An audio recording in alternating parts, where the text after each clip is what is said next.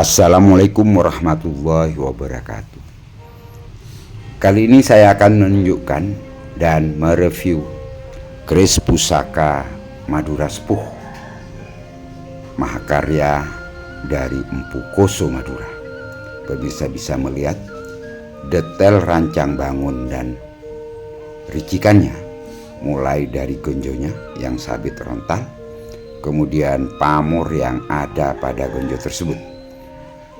Gandiknya lugas, kecil, pijitannya juga khas, dan bilahnya melokpau atau sigar panjalin.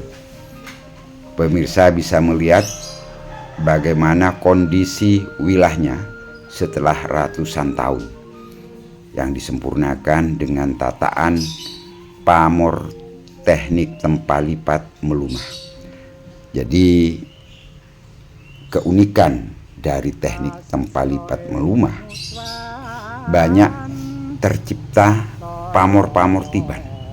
Jadi kalau pemirsa melihat pamor pada wilah pusaka ini, mulai dari gonjonya, bagian sorsorannya, tengah bilah, sampai ke pucuk bilah, merupakan pamor yang tercipta, dan kalau diamati masing-masing orang atau orang-orang yang berbeda akan memaknainya juga berbeda. Namun yang jelas, pemirsa bisa melihat bagaimana rancang bangunnya, kemudian alur pamornya mulai dari bagian sorsoran sampai ke pucuk itu memiliki nilai filosofis yang tinggi, dan tataan pamornya menunjukkan bahwa pencipta pusaka ini memiliki keahlian khusus. Kita bisa melihat warna besinya, kemudian warna pamornya, gradasi yang tercipta, baik itu besi ajinya dan pamor. Jadi kombinasi pamor-pamor melumah kita bisa melihat di sini. Di sirah cecak bagian depan kelihatan bahwa lipatan besi aji dan pamornya menghasilkan pamor yang menyerupai huruf U. Kemudian di bagian pangkal terdapat pamor bawang sebungkul. Terus ke atas kelihatan sap-sap tempalipatnya menghasilkan perpaduan pamor yang sangat indah. Jadi secara umum pamor pada pusaka ini dinamakan pamor wengkon isen. Nah, yang menarik adalah isen pamor isennya di dalam. Tataan pamornya mulai dari pangkal, tengah sampai pucuk, alurnya simultan Jadi kalau dimaknai dari pangkal sampai pucuk adalah pamor-pamor kerejekian. Juga di bagian gonjonya ada pamor wini. Kemudian di bagian bungannya pemirsa bisa melihat ini. Jadi ujung dari gonjonya lancip nyujen. Ini sisi yang kedua.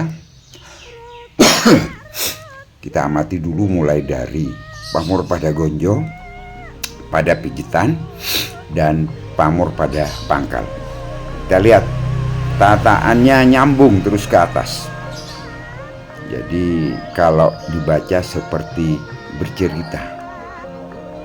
Ada pamor Putri Kinurung, pamor Jung Isitunyo, pamor Pulo Tirto. Nah, pada bagian pucuknya kita lihat ada pamor ujung gunung. Sengaja saya videokan di luar ruangan saat kondisi cuaca cerah, sehingga pemirsa bisa melihat kondisi yang mendekati real seperti menanting langsung. Tempat lipatnya matang dan jumlah lipatannya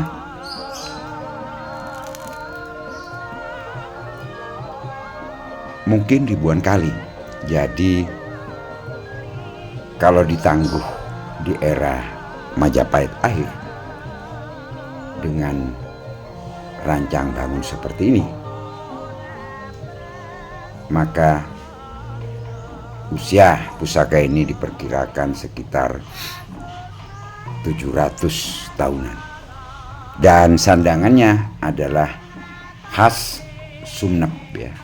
Handle-nya Donoriko dari kayu kemuning, kemudian warangkanya juga demikian.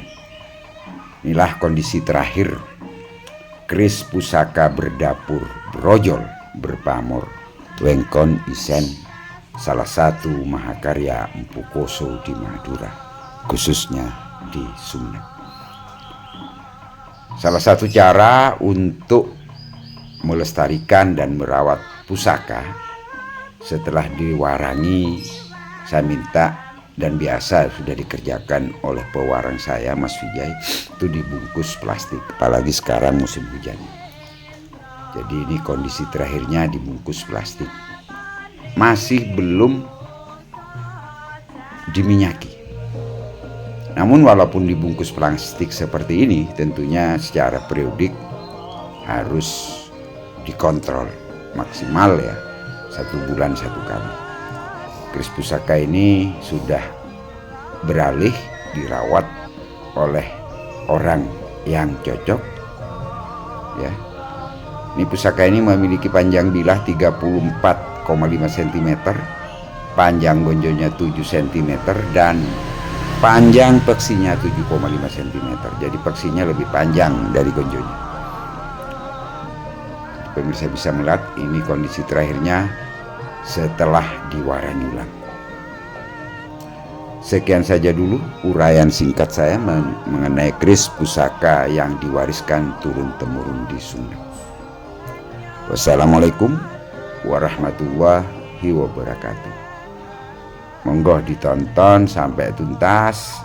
Jika masih belum puas, ditonton lagi dari awal. Jadi